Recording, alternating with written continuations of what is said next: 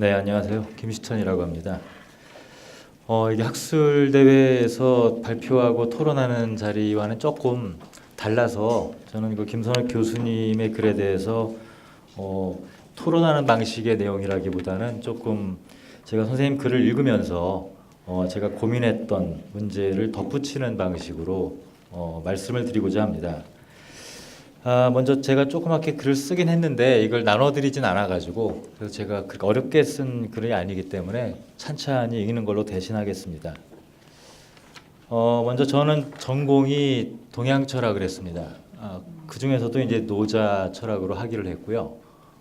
최근에는 이제 좀 현실과 호흡하는 팟캐스트 방송을 만들기도 하고 있는데 그러다 보니까 그냥 이제 학계에서 논문을 쓰고 발표하고 하는 것과는 다른 차원의 전통에 대한 그 생각들을 많이 갖게 되는데 오늘 주제가 이제 한반도 평화를 위한 공동체적 접근, 우리 사회는 공동체인가?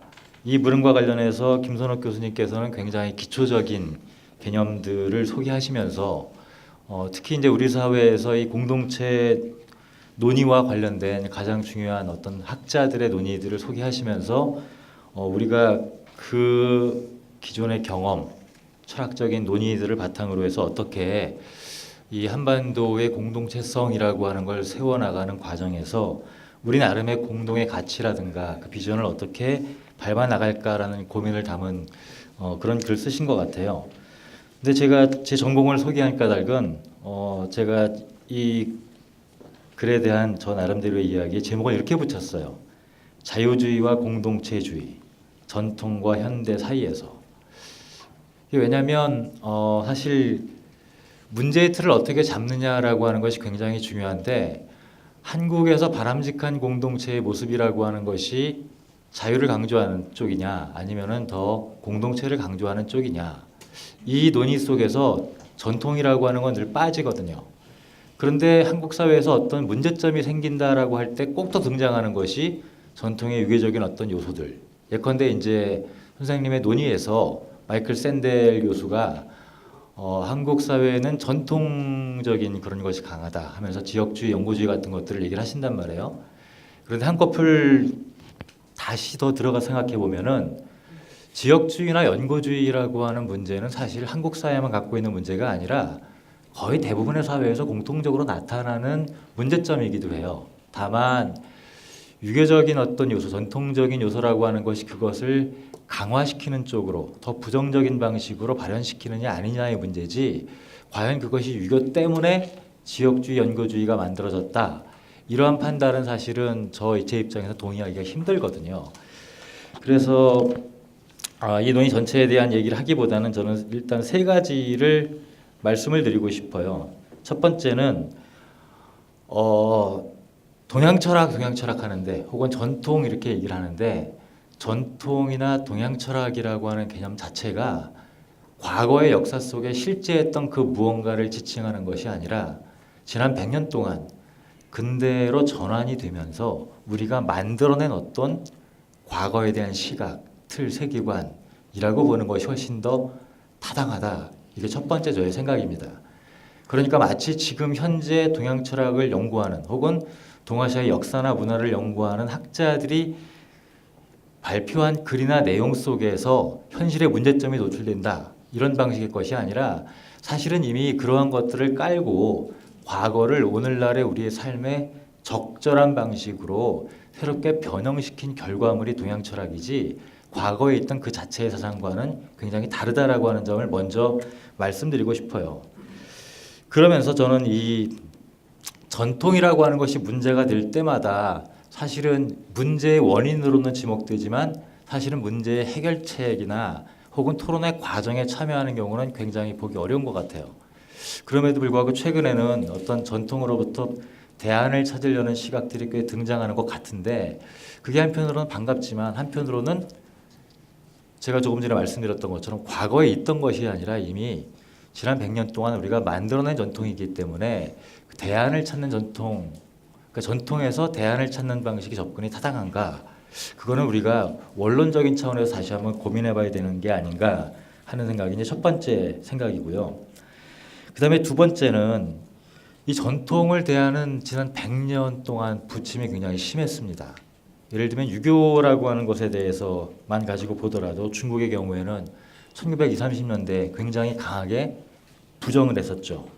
그랬다가 80년대부터 계승이라고 하는 용어를 통해서 전통을 다시 부활시키는 움직임이 들어왔고 2000년대에 들어서는 특히 이제 몇 년 전에 시진핑 주석이 천재를 직접 태산에 가서 지내고 그리고 유학을 거의 국교화했다라고까지 말하지 못하겠지만 거의 그 정도 수준까지 와 있습니다. 그럼 한국은 어떠냐? 한국은 사실 과거 제도가 폐지가 되면서 거의 대부분의 유림들이 유학을 버렸습니다. 최근에 연구에 의하면 많이 그런 연구를 하지도 않았지만 사실 20세기 한국에서 유학이라고 하는 것이 대대적으로 새롭게 확산되었던 계기는 첫 번째는 조선 총독부에 의한 의도적인 노력, 두 번째는 70년대 유신체제를 전후로 한 시기에 유학이 다시 확산되었다라고 하는 게 사실적으로 맞을 텐데 우리는 마치 유학이라고 하는 것이 지난 100년 동안 유구하게 면면이 우리 사회를 지배해온 원리인 것처럼 이야기를 합니다. 그런데 이게 적당한 질문인지는 모르겠지만 1948년도에 헌법을 제정할 때 전통적인 것을 연구했던 학자분이 단 한 명이라도 거기에 있었는가? 헌법의 요소에서 우리가 유교적이라고 하는 것, 전통적이라고 하는 것을 얼마나 찾을 수 있는가라고 자문해 본다면 전통과 현대 사회의 관계는 우리가 새롭게 정의를 해야 되지 않는가라는 생각이 듭니다. 그럼에도 불구하고 시간을 짧게 주셔가지고 제가 사실 많이 써왔는데 마지막으로 얘기를 하면은 저희가 두 번째, 세 번째 발표를 보면서 사실 굉장히 많이 배웠습니다. 제가 무슨 공부를 해야 될까 이런 고민을 많이 해왔는데 사실 제가 여기 오기 전에 한 몇 달 전부터 이런 공부를 해야 되겠구나라고 결심한 게 있고 지금 자료를 수집하는 단계인데 왜냐하면 북한에서는 전통 사상을 어떻게 이해해 왔을까? 물론 아주 극소수 선생님들이 이제 그런 공부를 하고 있는데 저는 대학에서 학생들 가르치고 도서관이나 일반 분들을 상대로 하는 강연을 하는데 아까 이제 여론조사 등등 여러 가지 한 것들을 보면은 30대 후반을 지나면서부터 한자로 쓰여진 무언가를 한다라고 하는 걸 굉장히 겁내합니다. 그러니까 전통이라고 하는 것은 사실은 굉장히 멀리 있는 것이 아니라면 거의 의식의 표면에 떠오르지도 않는 비현실적인 것처럼 되어가고 있어요. 따라서 자꾸 전통을 들먹이면서 뭔가 우리가 갖고 있는 현실의 부조리의 원인을 캐어나가는 방식보다는 사실 믿지 않거든요. 그리고 책 읽지 않습니다. 그럼에도 불구하고 한국이든 북한이든 동아시아를 연구할 때 거의 전 세계 모든 학자들이 유교적이다라고 하는 표현을 쓴다라고 하는 이 간극, 이 두 가지 사이 어딘가에 우리가 찾아내야 될 뭔가가 있을 것 같은데 저는 그런 의미에서 이미 우리 현실에서 전통이라고 하는 것 혹은 유학이라고 하는 것이 비현실이 되어 있지만 그럼에도 불구하고 다른 시각에서 보면 한 걸음 떨어져서 보면 적어도 그들의 눈에는 우리들에게 공유되어 있는 어떤 전통 혹은 공유된 가치, 공유된 그 무언가로서의 움직임이 여전히 있다라고 하는 인식을 하고 있는 것 같아요. 그런 차원에서 저는 이제 전통이라고 하는 것이 단순하게 과거의 유물을 해석하고 이해하고 우리의 현실을 설명하는 그런 방식의 노력에서 이제는 좀 전략으로서의 유교, 전략으로서의 전통이라고 하는 것도 한번 시도해 볼 만하지 않은가. 무슨 얘기냐면 북한도 마찬가지고요. 중국도 마찬가지고 적어도 유교 문화권이라고 하는 말이 아직도 설명력이 있다라고 한다면 분명히 유교라고 하는 것은 하나의 문화적 자산으로서 그 어떤 타 문화권에 있는 사람들에 비해서 훨씬 호의적이고 친근한 방식으로 서로 대화할 수 있는 중요한 매개 혹은 문화적 자산이 될 수 있지 않을까. 물론 그 사이에 다르죠. 현재 중국이 이야기하고 있는 유교는 김선욱 교수님이 소개해 주신 것처럼 이 철하이 교수는 제가 알기로는 시진핑 국가주석의 개인 교사까지도 하고 있는 사람으로 알고 있습니다. 그와 달리 지난한 민주화 과정을 겪으면서 한국에서 그동안 나아진 유교적인 해석이라고 하는 것은 굉장히 비판적이고 굉장히 진보적이면서 한편으로 지극히 합리적인 요소들을 많이 갖고 있습니다. 현재 중국의 유교와 한국의 유교는 다르다라고 하는 거죠. 따라서 차이를 발견하는 것도 중요하지만 우리가 어떤 공통의 자산으로서 서로와 대화하는 하나의 언어 혹은 문화로서 자산을 이용하는 그런 전략적 이용의 차원에서 유교를 이용할 수는 없을까? 더 나아가서 남북의 교류가 활성화될 때 지난 70년간 누적된 냉전 체제의 문화적인 간극을 쉽게 극복하는 것은 어려울 텐데 그 이전에 우리가 공통의 자산을 가지고 북한과 소통하고 대화의 채널을 찾을 때 그런 의미에서 유교라고 하는 것은 분명히 활용도가 높은 자산일 수 있지 않을까. 그것이 어떤 형태로 만들어지는 것일지는 장담할 수 없겠지만 이제 전통을 전략적 자산으로 이용하는 그런 방식의 기획이나 연구도 필요하지 않을까 하는 생각이 많이 들었습니다. 마치겠습니다. 네, 감사합니다. 자, 손하철 교수님께 부탁드리겠습니다. 네, 안녕하십니까. 저는 한동대학교 손하철입니다. 저 이기용 교수님이 이제 얼마 전에 전화하셔서 와서 논평을 하거라 이렇게 말씀하셔서 그냥 이제 왔는데요. 저는 사실 과학기술철학 전공이거든요. 그래서 저는 오늘 여기서 발표를 듣고 하면서 한편으로는 저런 게 있구나 하면서도 나는 여기 왜 있는가를 계속 생각했습니다. 그래서 저는 그래서 제가 어떤 전문가적인 어떤 그거를 더할 수는 좀 없을 것 같고요. 이기용 교수님께서 이제 말씀해주신 부분에서 제가 좀 흥미롭다고 생각하는 것, 그다음에 약간 의문이 들었던 것만 간단하게 말씀을 드리겠습니다.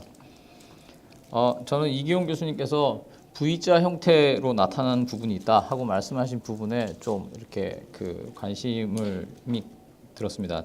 사실은 교수님 한 부분만 말씀하셨는데 두 부분에 있습니다. 하나는 그 북한과의 공동체 의식이 그렇습니다. 60대는 좀 더 적대적으로 생각하고 그다음에 20대 이하가 좀 적대적으로 생각한다는 게 있고 그다음에 본인이 보수적이냐라는 걸 했을 때 20대와 60대가 보수적이라고 하고 40대는 이제 좀 진보적이라고 생각을 이제 한다는 거죠. 제가 40대거든요. 근데 저는 20대 학생을 가르치고 선배 교수님들은 다 60대입니다.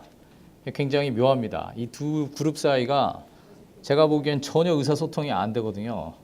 그러니까 60세 교수님이 20대 학생들한테 말씀하시는 거 들으면 아니 저런 말씀을 왜 하시나 애들 되게 싫어하는데 그런데 그분들이 그 양쪽이 그 극우적인 색채를 가지는 경우가 굉장히 이제 많습니다. 그러니까 의사소통 전혀 안 되는 상황에서 정치적으로 매우 유사한 생각을 가지고 있는 것이죠. 굉장히 신기합니다. 근데 이게 이제 이렇게 숫자로 나타나니까 이것도 매우 신기했습니다. 최근에 그 가짜 뉴스 관련해서 한겨레 신문에서 기독교계의 가짜 뉴스에 대한 이제 기사를 많이 내는데 그 관련 기사 중에 하나가 뭐가 있냐면 유튜브에 그런 이제 좀 극우적인 방송들을 많이 보는 사람이 20대하고 60대입니다. 네, 20대 그러니까 그 굉장히 그 흥미로운 그거죠, 그렇죠? 근데 그 둘 사이에는 어떤 미디어의 소비라는 측면에서 아무런 공통점이 없는 두 집단이고, 그러니까 하나는 미디어 소비를 너무 많이 하는 20대고 하나는 사실은 유튜브만 소비를 할 가능성이 많은데 그게 왜 그럴까? 그 부분에 대한 그래서 이거는 지금 이게 60대, 20대의 원활한 의사소통을 의미하는 거라면 참 좋겠는데 그건 아닌 것 같고 그렇다면 이게 뭘까에 대한 해석을 하면 흥미롭겠다 이런 생각을 했습니다. 도대체 이 두 세대를 공통으로 묶는 요소가 무엇인가 하는 거죠. 또 하나는 교수님께서는 사실상 말씀을 안 하셨는데 방금 김지천 교수님이 조금 말씀하셨다고 생각이 되는데 당신의 소속감이 어디가 제일 많냐 했을 때 아시아는 또 내려간 거예요. 그러니까 한국 사람이라는 건 60몇 % 되고 아시아 사람이라는 건 좀 내려가고 세계인이라는 건 다시 올라간 거죠. 왜 한국 사람들은 자기가 아시아 사람이라는 것에 대해서는 별로 생각이 없을까? 제가 유학할 때는 제 스스로에 대해서도 그렇고 제 주변의 한국 사람들을 보면서도 그렇고 우리는 뭐 저의 이야기입니다만 제가 어느 순간 보니까 제가 백인인 줄 알고 있더라고요. 그러니까 저는 중국 사람도 싫어하고 일본 사람도 싫어하고 백인이랑 저가 더 가까운 것 같고 중국 사람들을 보면 쟤들 왜 저러지? 이렇게 생각을 하고 있었는데 혹시 그거와 관련돼 있나 그런 생각이 네. 제가 아시아 사람이라는 걸 깨닫는데 상당한 시간이 걸렸습니다. 예, 물론 제가 좀 이상한 사람이라서 그런 것 같기도 하지만, 근데 보면 한국 사람들이 보면 외국인을 대하는 자세를 보더라도 백인에 대해서 우호적인 것에 비해서 아시아인들에 대해서는 그렇게 우호적인 것 같지 않거든요. 네. 그다음에 이제 그 마지막에 또 그 이제 지역에 대한 어떤 공동체 의식을 강화할 정책을 모색해야 된다는 말씀도 하셨는데 사실 그동안은 지역 감정은 되게 나쁜 거라고 계속 배워왔거든요. 지역 감정은 나쁘잖아요. 전라도 사람, 뭐 경상도 사람 이런 굉장히 나쁜 걸로 계속 배워와서 지역에 대해서 애착을 가지면 이 지역에 대해서 애착을 가지냐고 설문 대상자들이 받았을 때 좀 압박을 느끼지 않았을까 하는 생각이 좀 들었습니다. 그다음에 이제 그 몇 가지는 그냥 설문 저는 여기 제가 왜 있는지 잘 모르니까 제가 이 연구하고 제일 가까운 건 제가 설문 대상인 것 같아요. 근데 설문 대상의 입장에서 이걸 봤을 때 조금 그 과거 조사가 있는지 이게 종단 연구가 되는지가 좀 궁금하고요. 그다음에 10점 척도를 체크한 이유를 아까 말씀하셨는데 이게 분석하기가 좋다고 이렇게 하셨는데 보면 결과들이 다 5점 몇이거든요. 근데 제가 설문하는 사람 입장에서 보면은 10점 척도했을 때 대부분 5나 4나 6을 했을 것 같거든요. 차라리 5점 척도를 하면 더 이게 뚜렷하게 드러나지 않을까 이런 생각이 저는 들었으니까 매우 그렇다, 매우 아니다 이렇게요. 그다음에 이제 1부터 10까지의 또 이게 문제가 있는데요. 보통 10은 좋은 거고 빵은 안 좋은 거잖아요. 근데 이타성을 할 때 보면 사회적 이익을 더 생각하는 사람은 0이라고 써야 되고 개인적 이익을 생각해야 되는 사람은 10이라고 써야 돼요. 근데 그 바로 다음 문제 세금을 더 많이 복지를 위해서 세금을 더 많이 낼 생각이 있냐? 그럼 또 그 사람은 10을라고 해야 돼요. 그러니까 앞에 물음에서는 사회적 의식이 더 큰 사회적 이익을 더 생각하는 사람이 0이라고 썼다가 그 다음 문제에서는 사회적 이익을 생각해서 세금을 더 낼 생각이 있는 사람 또 10이라고 써야 되니까 그리고 또 공동체성이 충분하다고 생각하냐? 하면 또 10이라고 써야 되니까 공동체성이 충분하냐고 물으면 난 공동체성이 빵이야. 그러면 빵점 맞는 것 같잖아요. 그러면 10점은 다 긍정적이 되고 그래서 제가 설문하는 입장에서 보면 요게 요 표집에 약간 좀 다르게 정교 이게 다르게 할 수 있지 않았을까 그런 생각이 좀 들었습니다. 네, 이상입니다. 네. 교수님께서 전달해 안녕하십니까. 저 최경입니다. 오늘 이렇게 좋은 자리에 토론할 기회를 주셔서 정말 진심으로 감사드리고요. 또 그 김병호 교수님께서 제일 마지막 챕터에 그 북한 조선으로 다시 읽다라는 책을 표지를 넣으셨는데 그걸 보면서 또 다시 제가 지금 대학원 단국대학교 행정대학원에서 강의를 하고 있습니다. 근데 조직과 권력하고 그리고 정치 사회학을 가르치고 있는데 거기에 지금 다루고 있는 교재가 지금 이 책이거든요.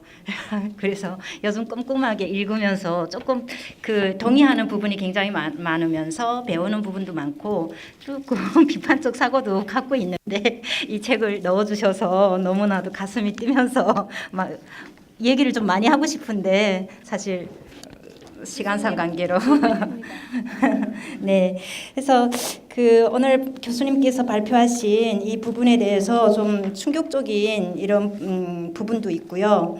또 평시에 제가 공감하는 부분도 있습니다.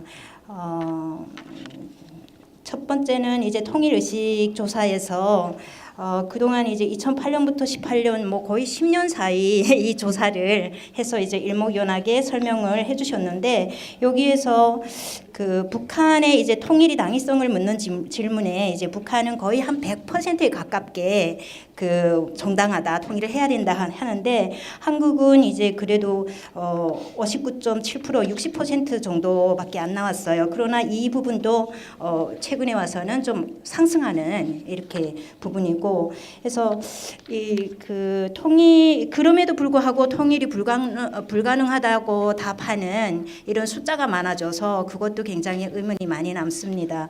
그래서 또 아마 이 통일 의식 조사에서 통일이 불가능하다 숫자가 많은 것만큼 앞으로 이제 이 부분에 대한 질문을 좀 추가해 주시면 도움이 되지 않을까 하는 생각 말씀드리고요.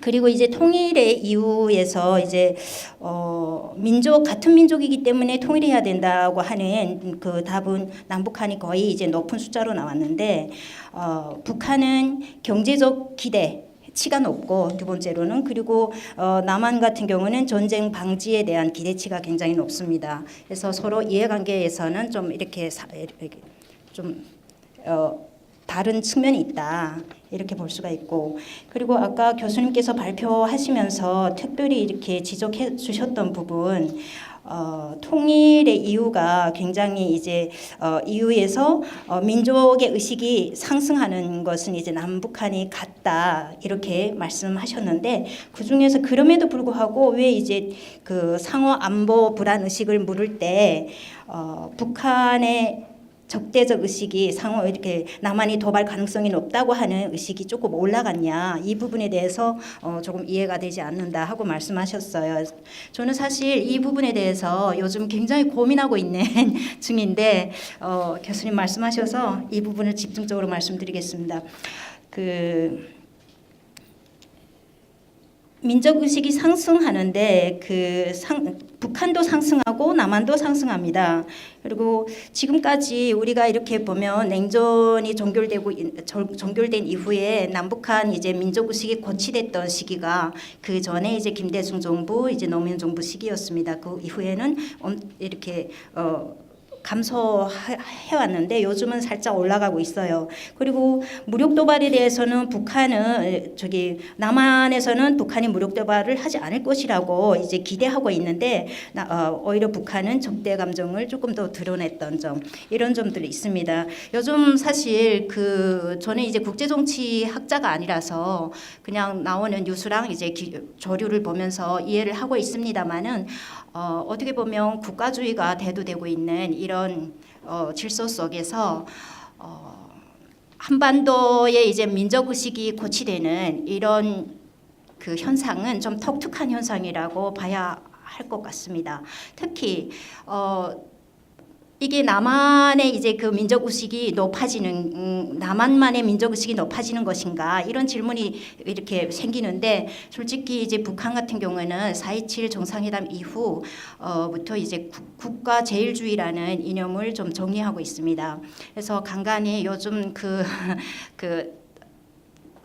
북한의 원전들 이런 자료들을 읽어보면은 국가 제일주의에 대해서 굉장히 좀 집중적으로 논의하고 있는 상황인데, 사실 이 국가 제일주의 전에 우리 민족 제일주의가 나왔습니다. 그건 이제 86년 7월에 처음으로 나왔고, 그리고 우리 민족 제일주의라는 개념이 굉장히 이렇게 좀 대두되면서 그것을 대외로 확장하면서 사실 그러니까 그때 나온 시기는 공산주의권에서 이제 그 공산주의 이념을 버리고 자본주의적 경제를 도입했던 시기, 페리스트로이카라든가 뭐 이런 사회주의권이 이제 변화되는 그 시기에 우리 민족 제일주의가 나왔고, 그리고 냉전이 종결되면서 어떻게 보면 남북한 유엔 동시가입을 끌어냈고, 그리고 남북 기본 합의서와도 연결돼 있었다고 볼 수가 있습니다.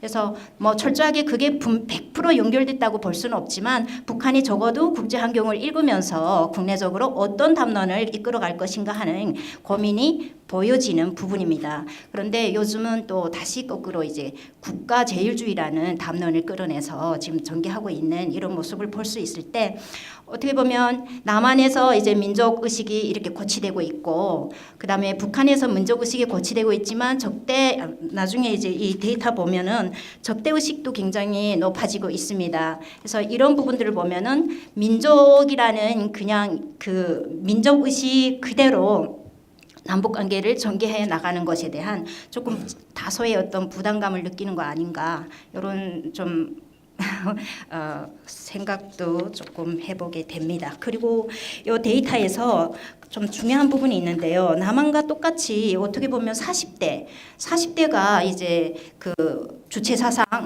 이제 김정은의 지지도에서 굉장히 이렇게 낮은 긍정적인 평가가 낮게 나옵니다. 그래서 이런 부분도 남한의 이제 40대는 끼운 세대라고 얘기하더라고요. 저도 40대라서 40대 모임이 좀 많이 있거든요. 그런데 끼어 있는 세대다 이런 슬픈 얘기를 스스로 하더라고요. 그런데 북한을 바라보게 되면 북한 역시 40대가 끼어 있는 세대 아닌가 싶습니다. 그래서 아까 고난의 행군 세대라고 말씀하셨는데 그것보다 조금 더 나가면은 그 1970년대에 태어나서 주체 시대에 태어났다고 얘기합니다. 그래서 태어나서 주체 사상을 바로 접할 수 있었던 세대여서 사실은 80년대 굉장히 자긍심이 컸어요. 자유분방하고 저희 그 40대 특징이 북한에서는 자유분방한 세대라고 얘기했었습니다. 지금 40대지만 그때 20대, 10대 시절에 그런데 자긍심이 높았어요. 그런데 주체 사상에 대해서 실망감이 가장 크다고 볼 수 있거든요. 그래서 20대에 진취적일 때 그 어떻게 보면 사회주의 체제가 무너지면서 배급 체제가 무너지면서 쓰러져가는 사람들 굉장히 많이 경험을 했고 시장에 나가면 쫓기면서 이제 통제를 굉장히 많이 받으면서 삶을 영위해야 했던 이런 세대이기 때문에 그 자긍심이 굉장히 높았다가 실망감으로 돌아섰던 이런 세대라고 볼 수가 있을 것 같습니다. 앞으로 이런 연구도 참 재밌게 좀 진척되면 좋을 것 같습니다. 네. 일단은 저는 여기서 말씀 좀 마치도록 하고요. 뭐 질문 있으면 대답하겠습니다. 감사합니다. 네. 그러면 저희가 지금 시간이 빨리 많이 가고 있습니다.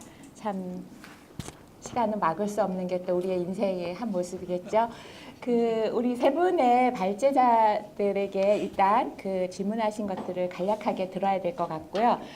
최대한 잘 해주시면 저희가 플로어 또 활용할 수 있을 것 같아서 부탁드리겠습니다. 최대한 짧게 두 가지 점만 말씀드리겠습니다. 그 아주 좋은 지적 감사드리고 제가 드렸던 발표와 상당히 연동되어서 그 생각할 부분이 많은 것 같습니다. 첫 번째는 전통과 현대라고 하는 이제 대립각으로 보신 부분은 사실은 그 저의 발표의 핵심을 이제 짚으신 부분이고요. 사실 그 사회가 안정적이고 변화 없이 오래간 사회에서는 덕에 대한 강조 그리고 사회가 이제 중요하게 생각하는 가치에 대한 강조가 안정적으로 이루어지고요. 그러다 보면 거기에서 도덕 교육은 어떻게 이루어지냐면 어떻게 하면 그 덕목대로 살려고 마음을 먹게 할 것인가 동기를 이렇게 부여하는 데 초점이 맞춰집니다.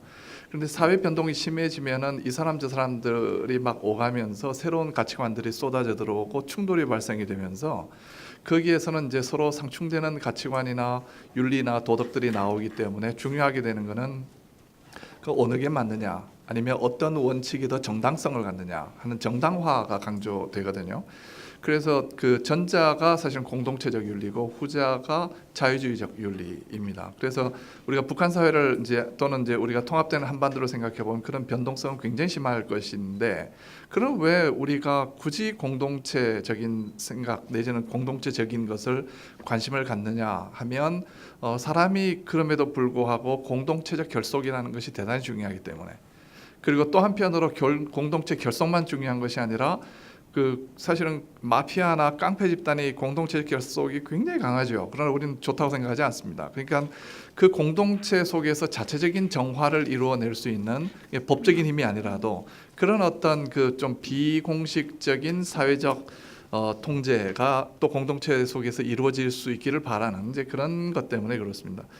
더군다나 이제 또 한 가지는 특히 이제 우리가 기독교적인 이제 관심이 있는 사람들은 교회가 오랫동안 공동체적 삶의 방식을 소중하게 여겨 왔고 그게 익숙해 있기 때문에 거기에 그 어떤 해법이 있을 거라는 믿음 때문도 있을 것 같습니다. 왜냐하면 이제 유대오 그 크리스천 유대 기독교적인 가치를 들여다보게 되면 그게 약자에 대한 것, 또 그 고통받는 자에 참여를 하고 배려하는 이런 가치는 아리스토텔레스에게는 전혀 없는, 또 다른 철학에서는 볼 수 없는 그런 가치가 거기에서 나오기 때문에 이게 우리한테 필요하다라는 그런 인식인 것 같아서 이 부분은 필요하다 생각이 되고 보충이 돼야 될 것 같습니다. 두 번째는 이제 유교를 매개한 대화, 이거는 전적으로 오르신 아주 좋은 방향이라고 생각이 되고요.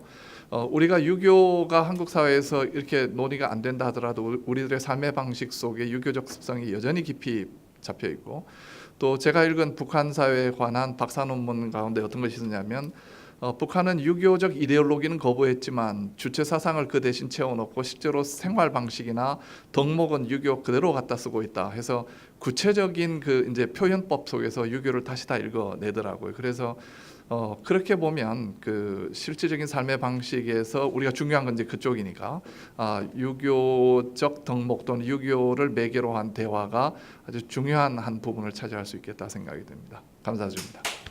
예, 그 손하철 교수님께서 이쪽 분야의 전문가가 아니시라 그러면서 굉장히 날카로운 비판이 담긴 얘기를 많이 해주셨는데요. 최대한 답을 해보겠습니다. 일단 어떤 20대와 60대의 보수적 내지는 우파적 경향은 소위 이제 일배 현상이라는 거에서 이제 뭐 몇 년 전부터 논의된 것으로 알고 있는데 그것이 이제 뭐 공권력의 개입이 있었냐 없었냐는 차후에 더 밝혀질 수 있는 문제지만은 일단 그 가설적으로 봤을 때요, 사회과학자들은 우파의 어떤 세대 간 계승이 상당히 성공적이지 않았냐 이렇게 보는 견해들이 많이 있고요. 그리고 또 하나의 가설은 이제 20대와 60대는 사실은 경제 활동을 하지 않거나 약하기 때문에 도리어 어떤 제도권에서 그 부를 이미 취득한 집단에 대한 갈망이 있습니다. 그러니까 자기가 아직 갖지 못한 지금의 상황과는 정반대의 상황을 굉장히 갈망하면서 지지하는 그런 경향도 있다. 이건 이제 사회과에서 전통적인 얘기인데 뭐 그 정도의 얘기를 드릴 수 있을 것 같고요. 그리고 아시아적 정체성이 약한 부분에 대해서는 사실은 송 교수님께서 스스로 답도 해주셨는데요. 그 예를 들면 미국은 아시아를 떠오르면은 일본, 한국, 베트남 이런 데를 먼저 떠오르고 영국은 이제 중동, 인도 이런 데를 먼저 떠오른다고 되어 있습니다. 우리나라 사람들은 미국식 영어에 익숙한데 영국식 영어를 들으면 저 사람 영어 굉장히 이상하게 한다고, 도리어 인도나 동남아 사람들이 영어 하는 거는 원어민들은 잘 알아듣는데 우리나라나 일본 사람들이 하는 영어는 잘 못 알아듣거든요. 그러니까 어떤 대륙 간의 어떤 인식이 대단히 다른데 지금 이제 스스로 답하신 부분이 뭔가 하면은 그 서양 사람들은 이제 한국, 중국, 일본 사람들을 보면 구분을 잘 못하거든요. 근데 우리는 대번에 거리에서 보면은 예를 들면 관광객이 일본 사람인지 중국 사람인지 감이 오잖아요. 그러니까 어떤 아시아적 정체성이 우리나라 사람들에게는 약하지 않는가. 근데 도리어 어떤 국제 경기 이런 걸 통해서 스포츠 또는 어떤 비즈니스를 통한 민족주의라는 게 일어나고 그래서 한국적인 정체성이 강화되고요. 그리고 도리어 이제 실시간으로 외국 콘텐츠를 보면서 나는 어떤 세계적인 어떤 뉴스나 콘텐츠를 실시간으로 접하니까 나는 세계인이다, 이런 것이 강화되지 않았나 생각이 되고요. 대신 지역 공동체의 어떤 정체성이 약한 부분에 대해서는 제가 말씀드린 부분은 이제 읍면동 거주지 차원이거든요. 그러니까 사회과학자들이 행복도를 얘기할 때 그러니까 실제 거주하는 그 동네에서 공동체성이 출발한다면, 그래서 그것이 점점 더 확산된다면 좋은 건데, 지금 이제 송 교수님이 비판적으로 얘기하신 어떤 그 지역 감정 이런 거는 우리나라의 어떤 스포츠 경기 이런 데서 주로 나타나듯이 어떤 시도 군구 급에서 얘기하는 거니까 지금 요거랑은 약간 좀 다른 차원에서 이제 좀 점검을 해봐야 된다라고 말씀드리고 싶고요. 종단적 연구의 가능성은 지금 이게 표본이랑 데이터가 다르기 때문에 직접적으로는 불가능하지만은 간접적으로는 가능할 수도 있다. 예, 가능하다가 아니라 가능할 수도 있다. 이렇게 좀 되게 보류적으로 말씀드려요. 왜냐하면 지금 이게 내용은 비슷하게 가져왔지만은 그 질문의 표현을 수정하고 척도를 다르게 했기 때문에 그러면서 이제 척도의 문제로 넘어가는데요. 모든 척도는 이제 장단점이 있습니다. 지금 일단 성준 선생님께서는 이걸 왜 이렇게 11점으로 펼쳐놔가지고 중간을 찝기 좋도록 했느냐. 그런데 요즘 보면 이제 짝수점 척도도 있거든요. 매우 나쁘다, 나쁜 편이다, 좋은 편이다, 매우 좋다. 그러면은 거기에 있는 사람들이요, 그걸 이제 무응답으로 가는 경우가 많습니다. 왜냐하면은 극단적인 견해에 답하기 싫어하기 때문에 무응답이 많아지면 그건 이제 데이터의 질이 떨어지거든요.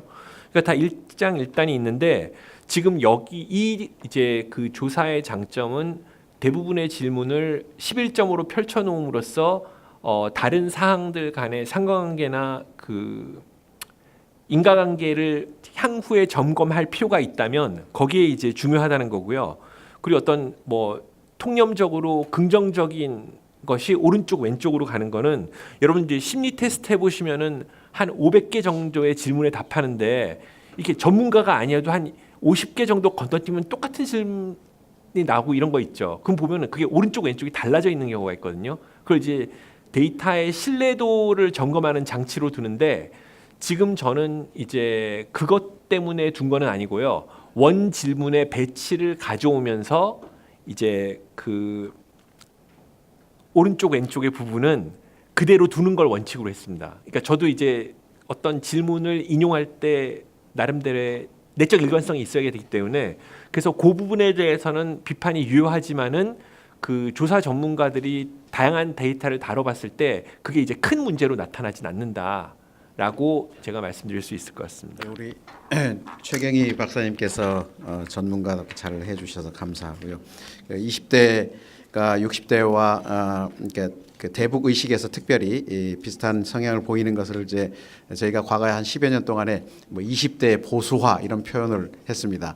그래서 거기에 대해서 약간 오해도 좀 있었고요. 그러니까 자유민주주의 내지는 그러니까 그 현 정부에 대한 비판 또 민주화에 대한 의식 같은 경우는 60대와 굉장히 다른 상황인데 어쨌든 대북 문제와 관련해서는 거의 이게 비슷한 성향이 보여서 그러니까 어떻게 다른가? 그러니까 결과적으로 같이 나오는데 그러니까 60대 이상의 대북 신념, 대북 보수화 경향들은 되게 이제 신념이나 이념에 기반해서 그게 흔들리지 않는 반면에 20대의 보수화는 지난 한 10여 년간의 보수 정부에 대한 어떤 영향도 좀 받은 데다가 또 굉장히 가변적입니다. 그래서 북한이 미사일을 안 쏘면 금방 친해질 수 있고요. 미사일을 쏘면은 바로 또 나빠져서 싸우고 그래서 언제든지 가변적이라는 특성을 우리가 발견할 수 있었습니다. 그래서 또 이제 새로운 정부가 들어와서 아마 10년 동안 좀 이렇게 많이 흔들면 엄청 또 그쪽으로 쏠려가기도 하고 지금 미사일 안 쏘고 또 남북 교류하는 걸 이렇게 동참하게 되면 금방 바뀔 수 있는 가변적인 보수라 이렇게 좀 볼 수 있을 것 같고요. 그다음에 그 민족 의식이 높아지면서 적대 의식이 높아지는 그런 북한의 성향들에 대해서 국가 제일주의라는 거 좀 새롭게 들었는데요. 그런 성향들이 김정은 체제 들어와서 이게 통일 부분에서도 약간 두 개 한국 투 코리아 팔러시로 가는 거 아닌가 뭐 이런 의식도 좀 우려도 좀 들고 했는데 오히려 북한이 이제 민족적인 것들을 활용하기는 하지만 또 북한 체제를 유지하기 위해서 오히려 이제 국가제일주의라는 걸 강조하면서 한국에 대해서 좀 비판적인 부분 비판하고 이런 쪽으로 나가는 경향이 아닌가 이런 생각도 해보면서 좀 도움을 많이 받았습니다. 40대에 대해서도 제가 이제 고난행군 세대 식량난 때 이제 어려운 경험만을 생각했는데 태어났을 때의 환경들에 대해서 또 최경희 박사님이 본인의 세대라고 특별히 얘기해 주셔서 그렇겠구나. 그러니까 긍지가 더 높았다가 실망감이 더 컸기 때문에 비판적인 의식들이 좀 형성되는 세대가 아닐까 이런 생각하면서 좀 도움을 많이 받았습니다. 그리고 아까 김시청 교수님 발표하면서 그 유교 얘기를 했는데 북한에서 이제 유교에 대해서 어떻게 전통 사상을 어떻게 해석하는가. 근데 한 15년, 20여 년 전까지만 해도 전통 사상에 대해서는 거의 볼 게 없었죠. 다 반동 사상이고 뭐 유교 사상도 뭐 다 봉건 사상이고 반동 사상으로 해석을 하다가 사실 탈냉전 이후에 들어와서 여기저기 문헌에서 유교에 대해서도 새롭게 해석하는 논문들이 나왔고 그 역사 책에도 보면 약간 달라진 그 유교에 대해서 해석을 하는 걸 지금 많은 연구들을 역사학자들이 하고 있습니다. 그렇게 보면 이제 해석이 조금씩 지금 달라지고 있고요. 그것과 유교 자체에 대한 해석과는 좀 별개로 그 유교의 그 가치 덕목들은 엄청 북한 안에서 지금 강화돼 있고 뭐 충효 사상, 뭐 장유유서의 질서, 또 남녀의 구별이라든가 차별 의식 이런 것들은 뭐 유교적인 잔재들은 배척하고 또 없애려고 했지만 사실 굉장히 강하게 한국보다도 몇 배 더 강하게 남아 있다는 데 대해서 유교를 통해서 특히 이제 이 사적으로나 아니면 공식적으로도 이 대화가 충분히 가능하다. 그런 점에서 좋은 아이디어인가 그 유교를 통해서 좀 동질성을 좀 높여볼 수도 있겠다, 소통도 할 수 있겠다 싶고요. 제가 처음에 말씀드렸던 대로 집단주의라는 게 북한이 굉장히 강하고 하나는 전체를 위하여 전체는 하나를 위하여라는 담론으로 굉장히 그 부분에 대해서 개인이 이제 집단에 대해서 희생하고 봉사하고 헌신해야 된다 이런 걸 굉장히 강조하는데 그것이 이제 정치적으로 연결돼서 이제 정치 지도자에 대해서 뭐 지지해야 되고 이런 쪽으로 이제 수령론으로 바뀌고 또 전환이 돼서 이제 강조를 하기 때문에 좀 문제를 삼기는 한데 이 부분이 이제 북한 안에 사실 굉장히 건강한 공동체성으로 남아 있을 수도 있다. 이걸 어떻게 한국이 북한과 이렇게 조선과 소통을 하면서 이것을 좀 긍정적인 자산으로 활용해 갈 것인가 이런 부분도 고민을 많이 하고 좀 저는 오히려 북한 안에 그 정치적인 그 수령 체제라든가 이런 거를 제외한다면은 나머지 많은 부분에서 우리가 지금 얘기하고 있는 공동체성이 혹은 잘못된 어떤 집단주의, 집체주의라는 쪽으로도 좀 강화돼 있을 수는 있겠지만 한국보다는 훨씬 더 지역 중심, 지역 공동체 중심 또 전체 집단을 배려하는 마음 이런 것들이 한국보다는 지금 많이 남아 있다라고 생각을 하면서 이것이 이제 통일 과정에서 좀 건강하게 사용됐으면 좋겠다 이런 생각을 하게 됩니다.